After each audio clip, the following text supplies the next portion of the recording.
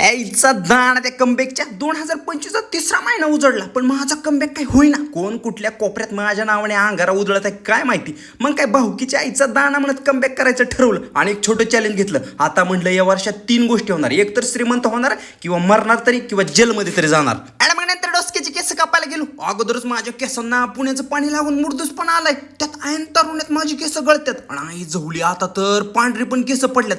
मग काय दुकानातून केस लाल करायची पावडर आणली. माणसं या वयात झोपायचा बेड लाल करतात आणि मी केस लाल करतो. आई झवली या अर्ध मर्दार्थान आई आणि नंतर टायटॅनिक बघत होतो. काय पण म्हणा, आयुष्यात रोज सारखी नसली तर रोज देणारी पाहिजे. आई झवली या टायटॅनिकच्या नादात माझा ट्रेड बुडायचा. नंतर मला असं समजलं की माझी एक्स गस पांढवळीची डिलिव्हरी झाली आहे, तिला वंशाचा दिवा झालाय. त्या कुशीत काजू कत्री खाल्ली आणि संध्याकाळी ट्रेड बघितला तर आई झवली लॉस मध्ये होता. आता म्हणलं कमबॅक करायच्या नादात जर भाऊकी नजर लावली तर आई घाल्यांचा नरबळीच देतो. नंतर गेलो मेसला, मटणाचा रस्सा दणकून वर आपला आणि आलो रूमवर आणि बघतो तर काय माझा ट्रेड भाऊकीच्या गांडीत घुसून वर गेला होता. आता म्हटलं जोपर्यंत $100ची $1000 करत नाही तोपर्यंत मास्टर पेस्ट आई झवली भट्टी मारणार नाही.